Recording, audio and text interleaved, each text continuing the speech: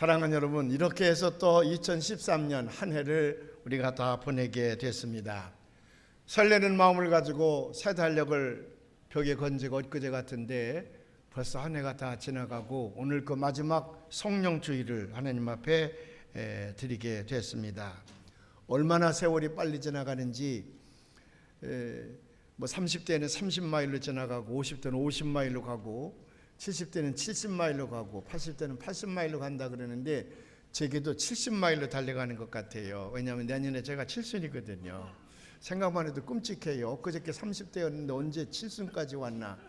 옛날 7순 맞이한 할아버지들 보면 꼬부랑 할아버지로 인생을 다 가신 분들로 제 마음속에 여겼는데 제가 그렇게 7순이 됐으니 이제 젊은 사람들이 저를 보고 혹시 그렇게 보지 않을까 겁도 나고요. 두려운 마음도 생기곤 합니다. 근데 가는 세월을 어떻게 하겠습니까? 누가 그 세월을 막을 수가 있겠습니까? 우리 시편 기자는 그래서 이 가는 세월의 이렇게 빠름을 너무 멋진 말로 표현을 했거든요. 그래서 이 말씀 우리가 한번 읽어보려고 그러는데 시편에 있는 말씀인데 우리가 한번 다 같이 읽어볼까요? 주의 목전에는 천년이 지나간 어제 같으며 밤의 한순간 같을 뿐입니다. 여러분, 천년이 그냥 엊그저께 지나간 것 같다고 말이죠. 여러분 90세 사신 분이나 80세 사신 분들에게 물어보십시오.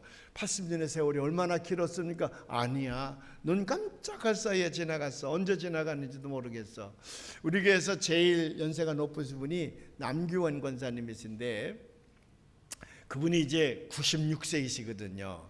엊그저께 저한테 떡을 이렇게 또 한 상자를 해서 보내셨습니다. 그리고는 제게 무슨 말씀을 하시냐 그러면 벌써 내가 이렇게 나이가 많잖아요. 언제 지나갔는지 잘 모르겠어요. 그래요. 인생을 이렇게 살고 지나가면 언제 산지 잘 모르겠어요. 그래서 성경 기자는 말하기를 천년이 바로 어제 같으며 또 한밤중에 한순간 같다. 그 다음 이제 10절에 있는 말씀이 또 아주 우리에게 감명을 주는 말씀인데 우리가 한번 봉독해 볼까요? 우리의 연수가 70이요 강건하면 80이라도 그 연수의 자랑은 수고와 슬픔뿐이요 신속히 가니 우리가 날아가나이다. 지금은 이제 의학이 발달해서 70 그러면 청춘이잖아요. 제가 여기 서 있는데 청춘 같지 않습니까? 80이나 돼야 좀 연세가 드셨구나 그렇게 느껴져요. 그래요, 안 그래요? 7순잔치 하면 바보 같다 그래요. 8순잔치부터 시작하는 게 좋다 그러는데 그래도 저는 꼭 7순잔치를 하고 싶은데 이 7순이라는 게 옛날 같으면 굉장히 오래 산 거거든요. 그래서 그전 성경이 쓰여질 때에 지금으로부터 2000년 전에 보면 70은 평균 연령이었다. 근데 조금 강건하면 80까지도 살 수 있다. 요즘에는 이제 90까지도 살 수 있고 100세까지도 살지만은 그 길이가 결코 길지 않은 것이라는 거지요. 되돌아보면 수고와 슬픔뿐인데 인생이라는 게 그렇지 않습니까? 수고와 슬픔뿐인데 아주 quickly pass, 그냥 눈 깜짝할 사이에 빨리 지나갔고 영어 표현이 재미있어요. We fly away. 우리가 날아가 버립니다. 날아가 버립니다. 날아가 버린다고 말이죠. 잡을 수가 없어요. 흐르는 세월을 누가 붙잡을 수가 있겠습니까? 어리석은 사람은 흘러가는 세월을 붙들고 눈물 지며 후회하고 분노하며 그것 때문에 안타까워하는 사람들이 제일 어리석은 사람이에요. 그래서 성경은 가르치기를 흘러가는 세월은 빨리 보내라고 말이죠. 빨리 보내버리고 그때 우리를 아프게 하고 우리를 슬프게 하고 우리를 고통스럽게 했던 것, 우리를 실패하게 했던 것들은 빨리 다 영원히 떠나버리고 이제는 새로운 마음을 가지고 새 세상을 살아야 된다는 거거든. 그것이 이제 성경이 우리에게 가르치는 생활 지침입니다. 근데 하나님께서 천지를 창조하실 적에 그냥 한 시간으로 시작해서 쭉 만들었으면 되는데 이 시간에 마디를 주셨잖아요. 하루를 24시간으로 또 낮 시간과 밤 시간으로 아침이 있고 점심이 있고 저녁이 있고 한 달이 있고 또 1년이 있고 시간에다가 이렇게 마디를 주셨습니다. 이게 별거 아닌 것 같아도요. 우리 인생살이에 있어서 시간이 마디가 있다고 하는 건 대단한 큰 축복입니다. 왜?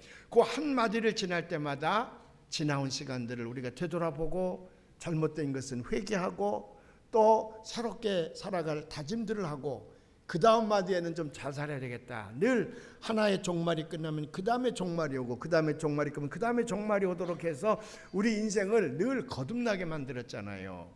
시간에 마디를 줬다고 하는 것은 얼마나 우리에게 큰 축복인지 모릅니다. 그런데 우리 교회는 예수님께서 재림할 날을 기다리는 공동체라 그랬습니다. Waiting Community. 예수님께서 이제 하늘로 승천하시면서 내가 곧 오리라 그래서 예수님의 재림을 기다리는 공동체입니다. 그걸 우리는 종말론적인 사건이라 그래요. 언제가 예수님께서 이 세상을 심판하시기 위해서 천군 천사를 데리고 공중 재림하신다는 거지. 그때가 세상의 끝입니다. 근데 종말은 그때만 있는 것이 아니고 그 다음에 종말이 두 번 더 있다 그랬죠. 그 다음 종말은 뭐냐면 내 생명이 끝나는 날, 내가 이 땅에서 내 생명이 끝나는 날, 그래서 하나님 앞에 섰을 때에 그때가 우리가 맞이하는 종말입니다. 그게 두 번째 종말이에요. 세 번째 종말이 있습니다. 하루에도 몇 번씩 주님의 재림을 내 안에서 체험하는 날이죠. 그걸 거듭나는 순간이지요. 이렇게 우리에게는 종말의 사건이 이렇게 세 번씩 있는데, 성경은 마지막 종말을 기다리면서 예수의 세상 끝 심판을 기다리면서 매 순간마다 종말론적인 삶을 살라고 하는 거거든요. 매 순간마다. 어떤 것이 종말론적인 삶이냐? 여러분, 저녁에 들어가서 침대에서 하나님 앞에 기도할 때, 하나님 오늘도 잘 살게 해주셔서 감사합니다. 오늘 저녁에 저를 데려가 주십시오. 그래도 저는 감사한 마음으로 아주 기쁨으로 주님 앞에 달려가겠나이다. 오늘 저녁에 저를 데려가서도 저는 여한이 없습니다. 오늘 저녁 데려가 주십시오. 그렇게 기도하는 사람 손 들어봐요. 없네. 천국 가는 건데도. 근데 이렇게 기도를 못하는 것은 오늘 저녁에 죽어서 천국 가는 게 싫어서, 더 오래 살고 싶어서 이런 기도를 못하기도 하지만, 저는 달라요. 저는 왜 이런 기도를 못하냐면 제 기도는 늘 그렇거든요. 하나님 오늘도 잘 살게 해주셔서 감사합니다. 오늘 밤에 절대로 저를 데려가지 마시고 편안하게 살게 해주십시오. 왜냐하면 오늘 밤에는 제가 주님 앞에 서질 못합니다. 너무 부끄럽습니다. 주님 앞에 내놓을 게 없습니다. 이 추한 모습을 어떻게 주님 앞에 내놓겠습니까? 이제 좀 더 주님의 뜻을 따라 잘 살고 하나님을 기쁘시게 한 다음에 지은 죄는 다 좀 용서받고, 그리고 정결한 마음을 가지고 주님 앞에 갈 것이니 시간을 좀 더 주십시오. 오늘 밤은 참 잘 자게 하시고 내일 건강하게 일어나게 해주세요. 전 밤낮 그렇게 기도해요. 왜? 아직도 제 삶이 하나님 보시기에 기쁨의 삶이 되지 못하기 때문에 그래요. 하나님의 뜻을 따라 살지 못하기 때문에 그래요. 하나님의 뜻을 따라 살지 못하기 때문에 그렇습니다. 우리가 말로는 사랑하라, 용서하라, 화해하라, 말로는 다 그러는데 말만 그렇게 되지 우리 실제 행동이 그렇게 따르지 않지 않습니까?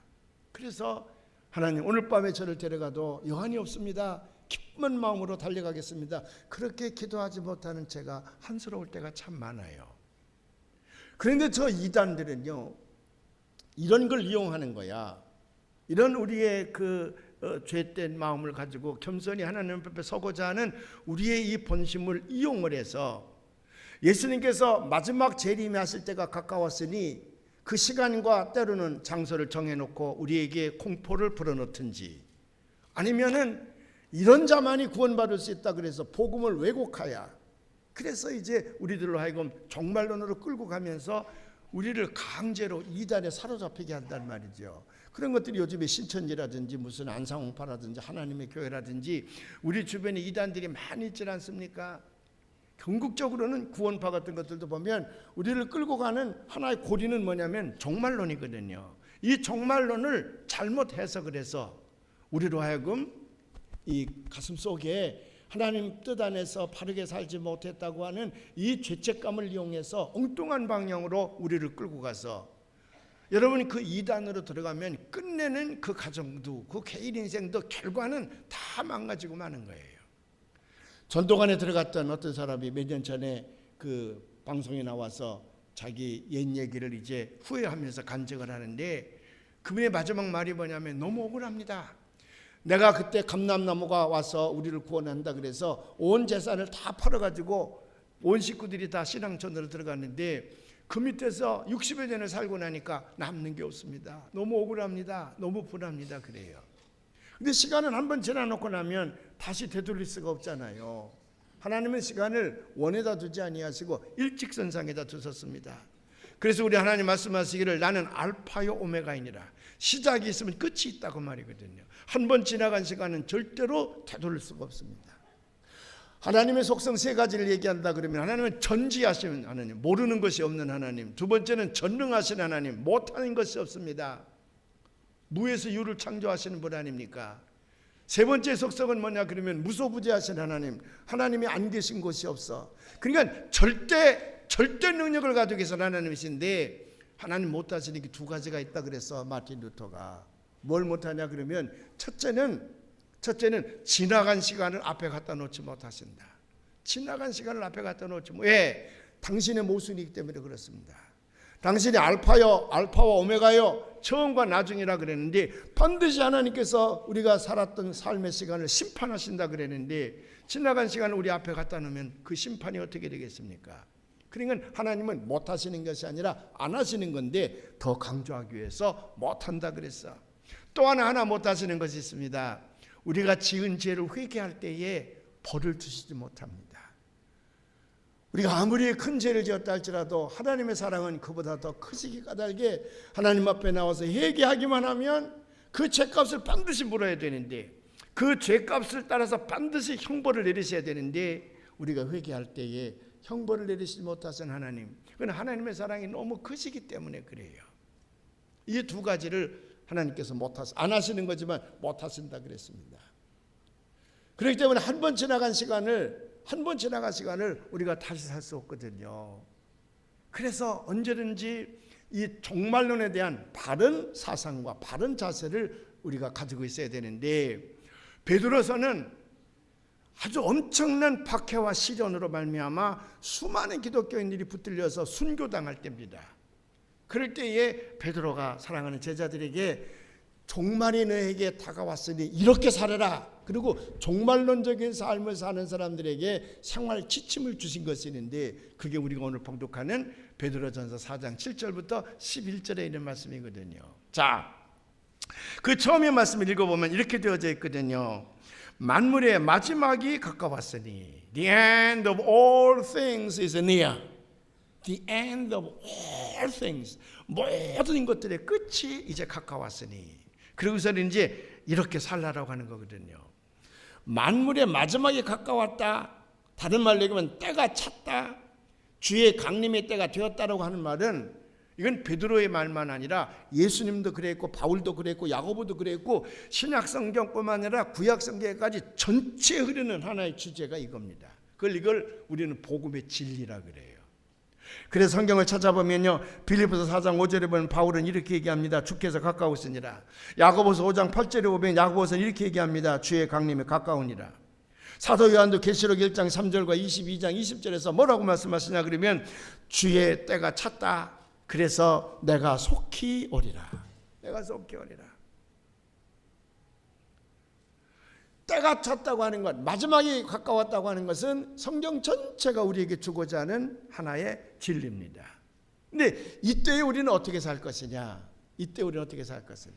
어떤 사람은 2000년 전에 예수님께서 그렇게 말씀을 하셨는데 2000년이 지났는데도 아직 예수님 오시지 않았잖아요. 아직 종말이 안 왔잖아요. 그러니까 성경은 거짓말인 것 같다. 그렇게 얘기를 하지만 아니에요.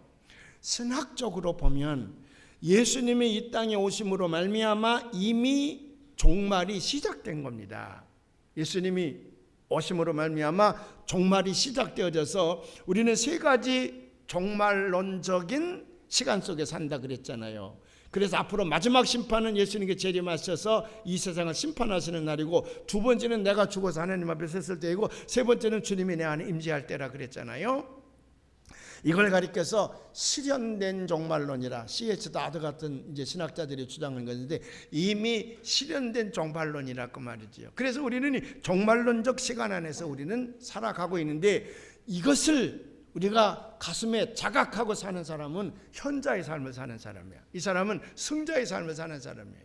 이것을 자각하지 못하고 사는 사람은 그런 불행한 삶을 사는 사람입니다.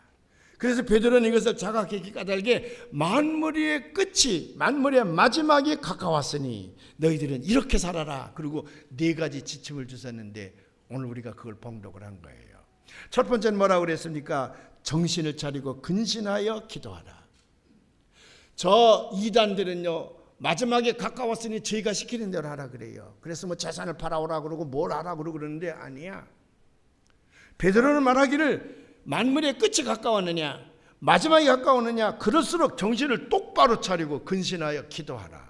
여기 정신을 차리고 너무 좋은 말입니다. 히라보 언어에 보면 이건 무슨 뜻이냐면 정신을 보존하라. 그 보존하라는 말은 어떤 의미냐면 분별력을 잃지 말아라. 분별력을 잃지 말아라. 저 사탄 이단들은 우리에게 분별력을 잃게 하는 거예요. 옳고 그름을 판단하지 못하게 하는 거야. 그래서 우리를 유혹해 가는 거거든요. 그러니까 분별력을 잃지 말고 뭘 하라? 기도하라. 그럴수록 하나님 앞에 나가서 기도하는 경건의 삶을 살아라. 그게 첫 번째이고, 두 번째는 뭐냐? 마지막에 가까웠느냐? 무엇보다도 열심히 서로 사랑하라. 왜? 사랑은 모든 우리의 허물을, 우리의 모든 죄를 덮느니라. 마지막에 가까울수록 더 열심히 사랑하라는 거예요. 세 번째는 마지막에 가까울수록 서로 대접하기를 원망 없이 하라. 여기 원망 없이 하라는 말은 후회 없이 하라 그런 말도 있고, 또 하나는 그 대접받는 사람이 내가 정말 대접을 잘 받았다고 하는 감사와 흡족함이 있도록 대접을 해야지, 뭐 이따위로 대접하나 그런 대접을 해서는 안 된다는 거지. 그래서 서로 대접하기를 원망 없이 하라. 원망 없이 하라. 특별히 나그네 대접하기를 힘쓰라. 초대교회 때는 많이 이걸 가르쳤는데, 그때는 호텔이나 여관이나 여인숙 같은 것이 없지 않았습니까? 그래서 나그네들은 누구네 집에 신세를 져야 되는데, 그때의 사도들은요, 제자들에게 나그네를 잘 대접하라고 많이 가르쳤습니다. 그래서 이 나그네를 잘 대접하는 이 풍토가 교회 안에서 지금까지도 잘 정착된 거예요.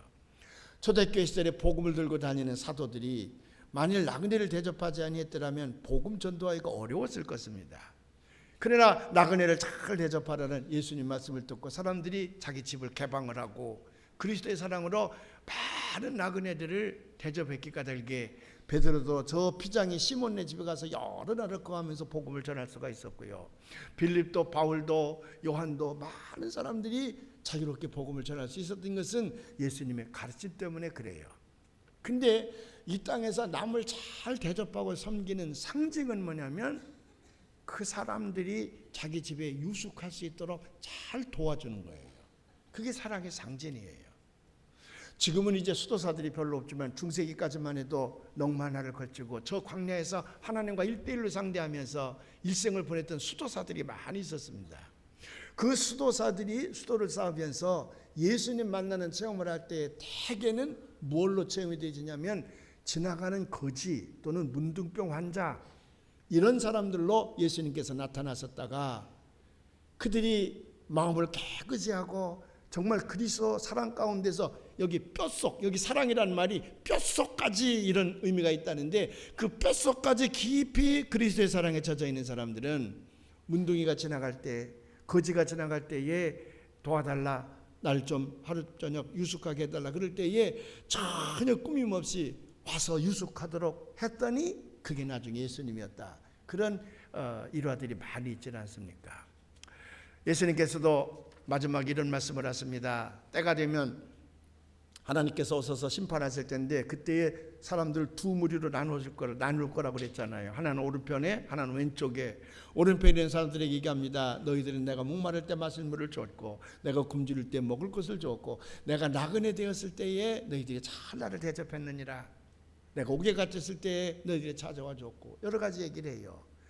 그랬더니 오른편에 있는 사람들이 말하기를 주여 언제 주께서 굶주렸으며 목마르셨으며 옥에 갇히셨나이까? 언제 나그네로 오셨나이까? 나는 주님을 대접한 적이 없습니다. 그럴 때 예수님께서 뭐라고 말씀하시나요? 지극히 작은 소자 하나를 대접한 것이 곧 내게 한 것이니라. 그때 그 소자는 두 가지 의미가 있습니다. 하나는 복음을 전하는 전도자들을 의미했고 두 번째는 누구냐 그러면 꼭 도움이 필요한 사람들. 꼭 도움이 필요한 사람들. Those who are in need. 정말 남의 도움이 없이는 살지 못하는 사람들, 그 사람들을 소자라 그렇게 표현을 했어요. 그런 소자를 대접한 것이 곧 나를 대접한 것이니라. 그래서 그들에게 많은 상급을 주시는 거예요. 왼편에 있는 사람들이 얘기합니다. 너희들은 저 지옥의 유황불 영벌에 처할 것이니라. 왜냐하면 내가 굶주렸을 때 밥을 주지 아니했고, 내가 목마를 때 마실 물을 주지 아니했고, 내가 나그네했을 때 너희들은 나를 대접하지 아니했다거든. 그러니까 그들이 묻습니다. 악한 자들이요, 주께서 언제 목말랐으며, 주께서 언제 굶주렸으며, 주께서 언제 옥에 갇혔으며, 주께서 언제 나그네였습니까? 저는 그런 주님을 만나본 적이 없습니다. 그럴 때 예수님께서 지극히 작은 소자 하나에게 하지 않은 것이 곧 내게 하지 않은 것이니라. 이 그리스도의 사랑의 표현이 전 구라파를 다 휩쓸어서, 그래서 복음이 전해지는 곳마다 많은 사람들이요 나그네를 잘 대접하는 그런 풍습을, 문화를 갖게 됐다고 하는 거예요.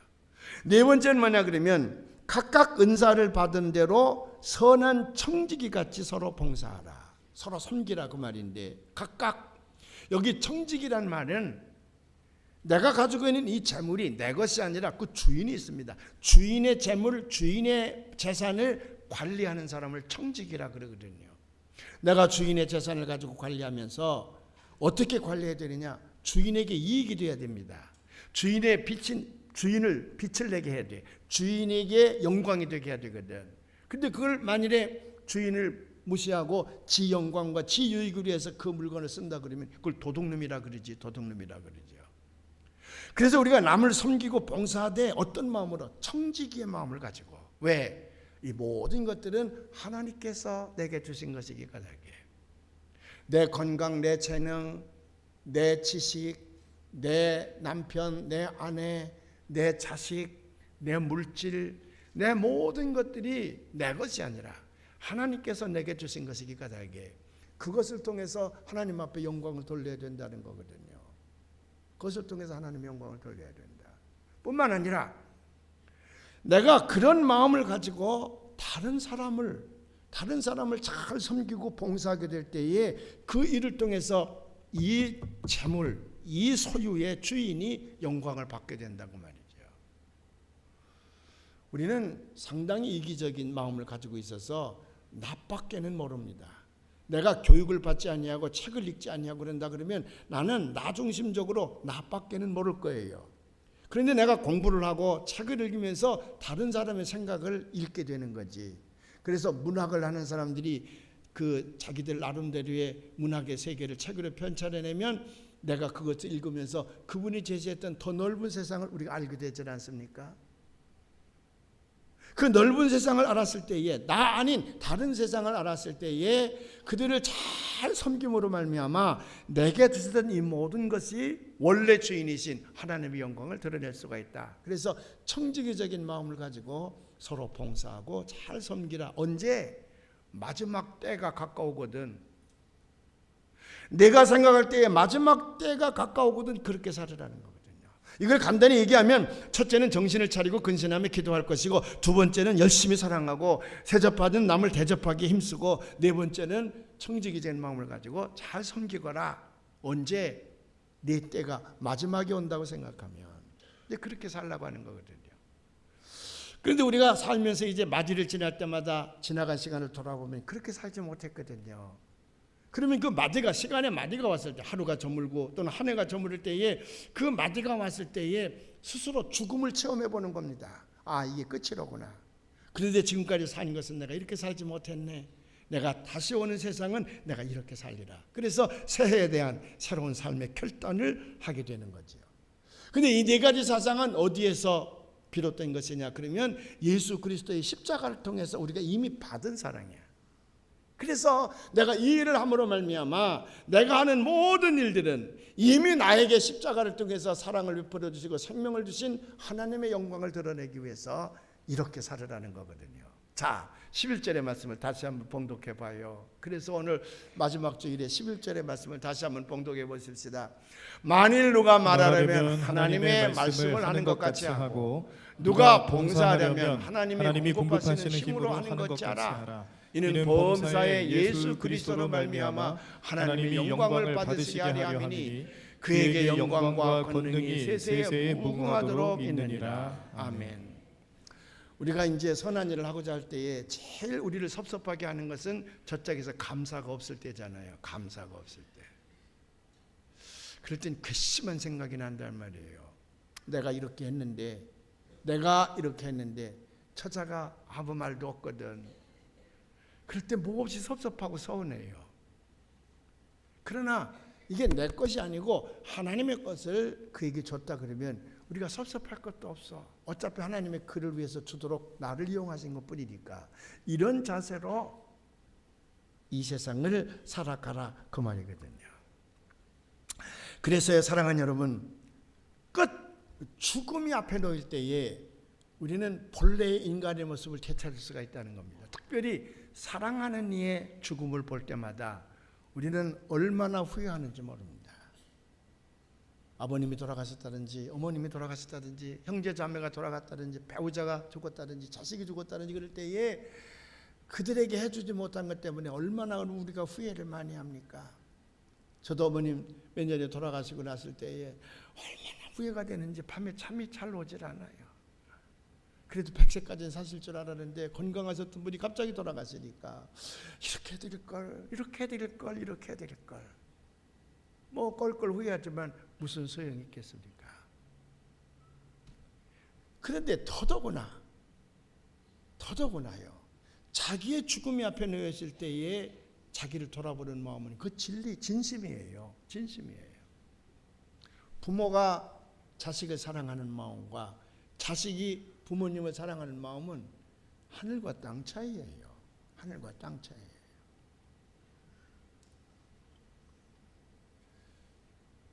어떤 사람은요, 우리 부모님은 가난했지만 나는 돈 좀 벌어서 부모님 뭐 돈 잘 쓰시게 내가 다 해드리고 좋은 집도 사줬는데 뭐 지가 더 잘한 것 같지. 근데 아니야. 아무리 잘해드렸어도 그 부모님이 나를 기르며 쏟았던 그 사랑과 그리고 지금도 나를 사랑하는 그 마음은 자식은 못 따라가는 겁니다. 자식은 못 따라가요. 그래서 우리는 늘 그 부족함을 느끼고 회개하고 좀 잘해드렸다 마음은 먹지. 근데 그게 잘 안 되는 걸 어떡하겠어요. 그런데 자신의 죽음이 앞에 왔다. 그때 상황이 달라지는 거예요. 그때는 자기 자신을 올바로 볼 수가 있습니다. 제가 여러 번 그 임종을 지켜봤습니다. 군대에 군목으로 있을 때에도 병사들이 죽어갈 때 마지막 순간에 저하고 대화를 나눈 사람이 많고 또 이 목회를 하면서도 우리 교인들 가운데도 제가 마지막 순간에 대화를 나눌 분들이 참 많이 있어요. 제가 광성학교 교목으로 있을 때인데도 거기 광성학교를 저를 맡은 돈을 많이 벌어서 크게 살았던 분이 마지막 순간에 어렵다 그래서 제가 병원을 찾아갔더니 제게 살아온 얘기를 하시더라고요. 내가 만주벌판을 힘몰고 다니면서 시작하시더니 쭉 얘기를 했어요. 그러더니 이제는 하나님 앞에 가야 되겠습니다. 그리고 그냥 돌아가시더라고. 마지막 순간에. 근데 그 마지막 순간에는 다 보면요, 하나님이 본래 창조하셨던 그 모습을 되찾는 것 같아요. 다 내려놓습니다.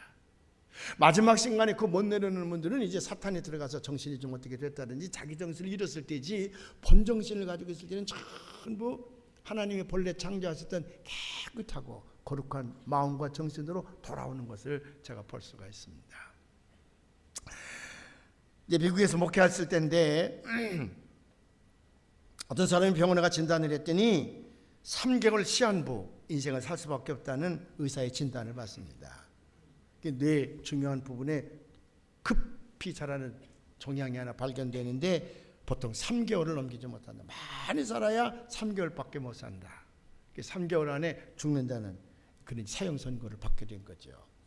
처음엔 얼마나 많이 울었는지 눈이 풍풍 두드러 울고 목이 가라들고 그랬습니다. 너무 고통스러웠습니다. 죽음의 공포가 매일 밤 자기에게 찾아오는데 잠을 이룰 수가 없었습니다.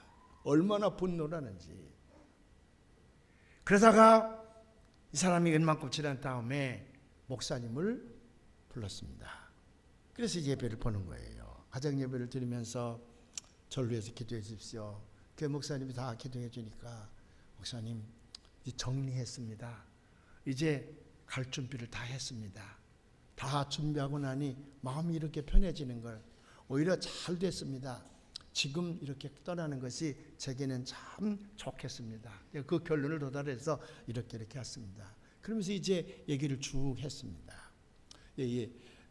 자기 형을 용서할 수가 없었는데 그 맏아들이었는데 그놈을 공부를 시키면 그놈이 동생들을 잘 돌보리라 그래서 어머니 아버지가 가난했는데 땅을 팔아서 다 공부를 시켜놨더니 이 녀석 서울 가서 공부하고 장가 들더니 나중에 미국으로 건너오더니 이게 뭐 부모도 거들떠보지도 않냐고 동생들도 거들떠보지 않냐고 저 혼자만 입에다 버터 칠해가면 잘 처먹고 잘 살거든요. 그러니까 이 동생들이 형에 대해서 이제 분노하는 거지. 저 때문에 우리가 굶주리고 학교도 못 다니는데 저만 잘 살고 집에다가는 뭐 쌀 한 톨 사주지 않고 부모가 병원에 입원해도 돈 한 푼 보내지 않냐고 그러니까 얼마나 분하겠습니까. 그리고 형제들이 이를 갈고 이 형과 형수를 용서할 수 없다. 호적에서 파버려야 되겠다. 그래서 죽을 힘을 다해 살았다는 거예요.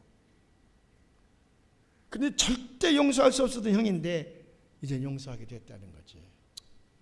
뭐 다 쓸데없는 일을 공연히 우리가 형에 대한 원한을 가지고 있었다.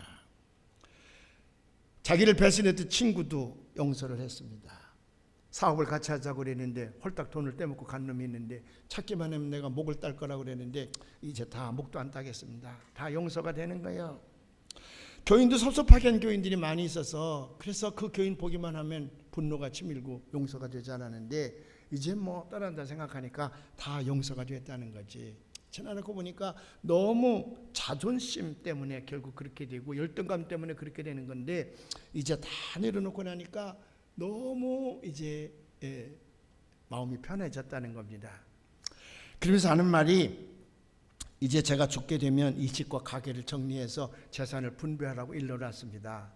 일부는 두 자식에게 주고 또 자기 부인에게 주고 그리고 제가 교회를 위해서 헌금을 잘 못하고 11조 생활도 잘 못했는데 그래서 이 몫은 교회 마지막으로 전체를 이제 교회에다 드리기로 했고 목사님 얼마나 저를 위해서 기도 많이 해주셨습니까? 아주 저같이 거칠고 외고집적인 저를 그래도 마다하지 아니하시고 이리저리 잘 이렇게 다듬어서 저를 여기까지 인도해 주셨는데 목사님 사랑 잊을 길이 없어서 자녀들과 자기 아내를 앉혀놓고 너희들은 죽을 때까지 목사님 잘 섬기라고 잘 타일러 놨습니다. 걔들이 목사님 잘 섬길 겁니다. 그리고 목사님 제가 많은 걸 못했지만은 목사님 나중에 은퇴한 다음에도 선교 사역을 위해서 제가 쓰시라고 좀 일부 돈을 마련해 놓으라 그랬습니다. 작은 거지만 쓰시라고. 목사님 생각이 그런 생각이 들지 않았겠습니까? 야, 이 사람은 죽으면 내가 한몫 생기겠구나. 그런 마음이 있었겠죠. 저를 위해서 기도해 주십시오. 근데 그때부터 이분이 천사예요. 얼마나 교인들에게 잘하고 아는 사람들에게 잘하는지 교회만 오면 사람들 붙들고 내가 이 땅에 살면서 당신과 함께 교회 생활하고 당신을 알게 된 게 얼마나 기뻤는지 몰라. 하나님의 축복이야. 정말 고마워. 그동안 고마웠어. 그냥 매 주일 이게 울음바다요. 가서 그분이 그렇게 얘기를 하니까 전 교인들이 그저 하나님 앞에 기도하기를 이렇게 그전에는 조금 외고집이고 툭하면 화팍팍 나고 소리 지르고 그래서 별로였는데 지금은 이제 아니잖아요. 그러니까 모든 사람이 끌어안고 죽지 마세요. 죽지 마세요. 그렇게 기도를 해서 그런지 3개월이 지났는데 이 사람이 안 죽어요. 안 죽고 그전에 새까만 했는데 얼굴이 훤해지고요. 그리고 얼굴이 사람들에게 너무 편안함을 주니까 너무 사람들이 우리 기도를 들어주시는가 보라고 막 이렇게 기뻐하는 겁니다. 그래서 3개월이 지난 다음에 병원에 갔습니다. 다 진단을 하는 게 의사가 고개를 깨우뚱 이거 이상하다고 처음부터 다시 시작하자고. 그래서 처음부터 이제 CT를 찍습니다. MRI를 찍습니다. 뭐 다 일주일 동안 하고 나서 결론이 뭐냐면 그 본인을 앉혀놓고 담당 의사가 죄송합니다. 지난번에 진단이 오진이었던 것 같습니다. 그게 아마 물집이 잡혔던 것 같았는데 그 커나가는 속도가 너무 빠르기 때문에 이게 급성 종양으로 3개월 시한부 인생 선언했던 건데 그 물집이 사라졌습니다. 이게 좀 잘못된 건데 안심해도 되겠습니다. 아마 저 같으면요 감사합니다. 그래요? 그럴 텐데 이 사람은 보통 사람이 아니거든요. 의사 책상을 때려엎고 이놈들 내 인생 물어내. 지나간 3개월 동안에 내 인생 망가진 건 너희들이 다 물어내라 그러고 내가 소송하겠다 그러고 병원 원장이 찾아가서 막 집어던지고 뭐 2, 3일 동안에 대단했습니다. 근데 그 가족들이 생각하는 게 이게 화낼 일이 아니잖아요. 그러니까 그 아내가 붙들고 그게 아니라고 이제 감사해야지. 당신 무슨 얘기야. 하나님이 고쳐주실지도 모르는데 이렇게 하면 안 된다. 이렇게 하면 안 된다. 한 3일 동안 지나고 나니까 감사하잖아요. 무슨 소송은 무슨 소송이야. 3개월 동안 인생이 망가졌다고 그러는데 그때 3개월이 진짜 인생이었거든요. 그건 망가진 게 아니야. 진짜 인생이었거든요. 그 사람들이 가서 얘기하고 그러니까 마음을 가다듬고 소송도 안 하고 그리고 이제 다시 일상생활로 돌아오게 됐습니다. 근데요, 그렇게 하고 2달 지나니까 재벌에서 또 나오는데 툭하면 소리 복복 지르고 교회에서 무슨 회의만 하면 손 들고 의장 겹치기요 그러고 뭐 어쩌고 저쩌고 하고 이게 교회 안에서 의장 이게 규칙입니다. 법칙. 그 사람이 제일 안 규칙이야 보면. 그 메마른 사람이거든 심령이. 규칙은 그렇더라도 오늘 이렇게 넘어갈 수도 있는데 뭐 꼭 그러는 사람들이 있거든요. 이게 그래서 또 이제 골치 아픈 사람으로 등장을 하는 거야. 그러다가 어느 장로님 막 붙은 거예요. 대판 이제 싸운 모양인데 그날 밤에 목사님이 찾아가서 지난 3개월 동안은 참 천국이었는데 그 말하니까 줄 울더래요. 이게 제 얘기가 아니라 제 옆에서 먹이는 친구가 제가 그 교회 다 알거든요. 그 사람도 알거든요. 그 친구가 어느 날 제게 와서 간증한 얘기예요. 제가 당하는 것처럼 제가 다 봤거든요. 그거 우스갯소리로 죽었으면 한몫 챙기는 건데 살아가지고 속색이요. 그러면서 우리가 껄껄거리고 웃으면서 달라지겠지 뭐 달라지겠지. 자, 자기 인생이 끝이 난다고 하니까 본래의 모습으로 돌아오는 거거든요. 일단 다 내려놓게 되니까 모든 것을 다 수용할 수 있지 않습니까? 거기서 그리스도의 사랑이 거기서부터 시작되는 거거든요. 그 전에 제가 말씀드리지 않았습니까? 부산에서 목회하는 제 후배 목사님 한 분이 교회를 맡아가는데 장로님 한 분이 너무 속색이는 거라. 사사건건 목사님 하는 일에 브레이크를 걸고 앞길을 가로막는데 너무 화가 나가지고요. 40대 말에 그 교회를 갔는데 자기 인생이 망치는 것 같거든. 처음엔 교회를 옮길까 그러다가 아니라고 내가 한번 여기서 끝장을 보리라 그러고 새벽마다 작심을 하고 아침 금식을 하면서 6개월을 기도했다는 거예요. 어떻게 하나님 저 장로 손 좀 보게 해주세요. 저 장로 때문에 내 앞길이 망치는데 하나님이 손 보셔야 되겠습니다. 손 좀 봐주세요. 6개월을 아침 금식하면서 기도했다는 거예요. 그랬더니 하나님께서 그 기도에 응답하시는데 놀랍게 응답하시는 거예요. 6개월 뒤에요. 자기가 이상하게 소화가 안 돼서 가봤더니 자기가 대장암이야. 그 목사님이 저에게 그때 그 난을 하나 보냈습니다. 제가 대장암입니다. 기도해 주세요. 그래서 난을 하나 보냈어요. 깜짝 놀래 전화했더니 병원에 수술 중인데 전화가 안 된다 그래요. 근데 얼마나 이 목사님이 분개를 했는지 하나님 앞에 막 대들었다는 거예요. 하나님 장로를 손보라 그랬지 나를 손본다니 말이나 됩니까 이게 이건 잘못된 거 아닙니까? 그러면서 막 항의를 하고 그랬대요. 근데 수술을 마치고 병원에 이렇게 누워 있는데 눈에서 막 눈물이 흐르는 거야. 설령 장로님이 좀 나와 의견을 달려 속을 썩인다 그래도 그분이 장로님인데 나름대로는 교회를 위해서 일생 동안 헌신한다고 하는 분인데 내가 그런 분을 이해하고 사랑하고 돌봐야 되는데 내가 보듬지 못하고 있는 거 오히려 하나님 앞에 6개월씩이나 저 장로 손봐달라고 기도한 자기의 모습이 보이는데 너무 부끄러운 거야. 그래서 그냥 막 소리내서 울었다는 거 아닙니까? 근데 그 장로의 문제는 그 장로님이 대장암으로 목사님이 수술받고 병원에 누워있다 그러니까 매일 찾아오는데요. 매일 찾아와서 손을 들고 눈물을 흘리며 기도하고 가시고 눈물로 기도하고 가시고 근데 완전히 달라졌다. 그저 목사님 그러면 그냥 완전히 머리 쓰그리고 제가 속썩여서 목사님 병나셨다고 완전히 달라졌다. 그 저를 보고 부흥회 오라고 그래서 갔더니 저를 보고 저 장로님이라고 천사가 됐다고. 하나님의 손을 보긴 제대로 본 거예요. 그래서 지금 그 교회 다시 짓고 부산에서는 제일 큰 감리교를 만들어냈습니다. 이 목사님이 인간적인 세상이지 인간적인 생각이지 인간적인 세상이지 하나님의 저 장로님을 손보면 뭐가 될 것 같거든. 자기 목회가 펴질 것 같거든. 근데 아니야. 하나님은 그 목사의 손을 보는 것은 내가 지금 잘못되어 있다는 거지. 내가 그리스도의 십자가의 사랑으로 그를 바라봤을 때에 모든 거 다 내려놓고 내가 목회자로 성공하겠다 뭐 큰 교회 만들겠다 그런 쓸데없는 욕심 다 내려놓고 십자가의 사랑으로 한번 보라. 그를 네가 보지 못해서 내 가슴에 안아야 될 거 아니냐. 그가 그런 눈으로 바라보니까 그분이 바뀌는 거예요. 아까 말씀드린 것처럼 우리가 한 해를 마지막하고 새해를 맞이할 때 이 시간에 맞이를 둔 까닭은 우리에게 죽음을 연습하게 하는 겁니다. 종말을 연습하게 하는 거야. 그래서 새 인생을 살게 하여 주시는 줄로 믿습니다. 오늘 2013년 마지막 주일을 보내고 새해를 맞이하신 여러분, 이제 이 한 해 동안에도 나를 분노하게 하고 나를 섭섭하게 하고 나를 실패했던 많은 어두운 과거들이 많을 겁니다. 다 영원히 묻어버려야 됩니다.